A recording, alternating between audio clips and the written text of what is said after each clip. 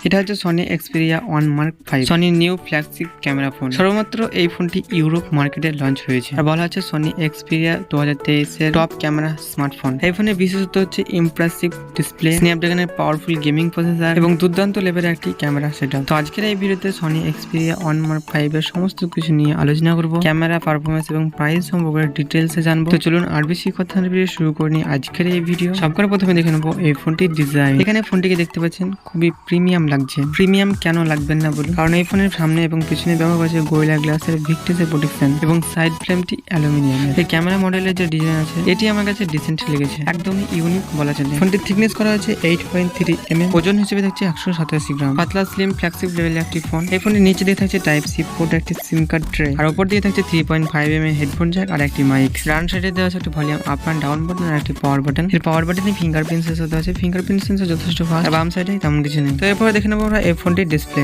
এখানে 6.5 ইঞ্চি super AMOLED display ব্যবহার করেছে 120 হার্টের রিফ্রেশের সাথে। ডিসপ্লে রেজোলিউশন হচ্ছে 1644x3840 পিক্সেল। এর প্রোটেকশন হিসেবে দেখছে Corning Gorilla Glass Victus 2।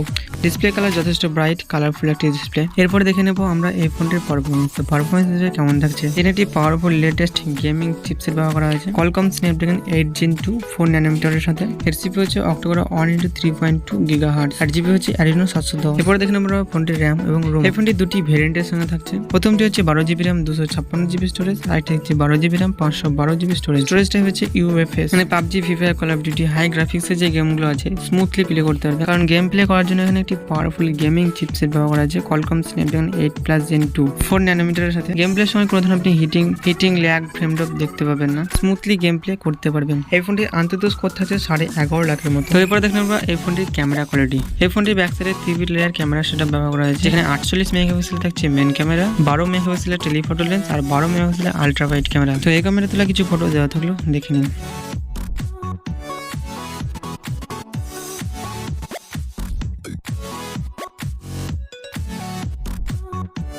Video shoot করতে পারবেন আপনি 4K 120 FPS এর সাথে। ফ্রন্টে সিঙ্গেল ক্যামেরা ব্যবহার করা আছে 12 মেগাপিক্সেলের। ফ্রন্ট ক্যামেরাতে আপনি ভিডিও শুট করতে পারবেন 4K 30 FPS 1080p 30 FPS 60 FPS। তো এরপরে দেখে নেবো আমরা এই ফোনের ব্যাটারি। এখানে লিথিয়াম পলিমার্কের 5000 mAh এর ব্যাটারি ব্যবহার করা আছে, আর এটিকে দ্রুত চার্জ করার জন্য থাকছে 30 ওয়াটের একটি ফাস্ট চার্জার, যেখানে আপনি 30 মিনিটে 50% চার্জ করে নিতে পারবেন। সেন্সর হিসেবে আপনি সব ধরনের সেন্সর পেয়ে যাবেন, আর সিকিউরিটি সেন্সর হিসেবে হচ্ছে সাইড মাউন্টেড ফিঙ্গারপ্রিন্ট। কানেকশন হিসেবে পেয়েছেন wifi, Bluetooth, GPS, NFC, FM recording থাকছে না, USB type C 3.2 OTG video output. এই ফোনটি নেটওয়ার্ক সাপোর্ট হিসেবে থাকছে 5G সাপোর্ট। ক্যামেরা ফোনের সাথে সাথে একটি গেমিং ফোনও বলা যেতে পারে এই ফোনটিকে। তো এই ফোনটি ইন্ডিয়াতে খুব তাড়াতাড়ি লঞ্চ হতে চলেছে। ফোনটি রিলিজ করা হয়েছিল 28 জুলাই 2023। এই ফোনটি আপনার কেমন লেগেছে কমেন্টে আপনার মতামত জানাতে ভুলবেন না। আর ভিডিওটি যদি ভালো লাগে লাইক করবেন, চ্যানেলকে সাবস্ক্রাইব করে নেবেন। দেখা হচ্ছে এরকম নতুন নতুন ভিডিও নিয়ে। সকলে ভালো থাকবেন। আজকের মতো এতটুকুই।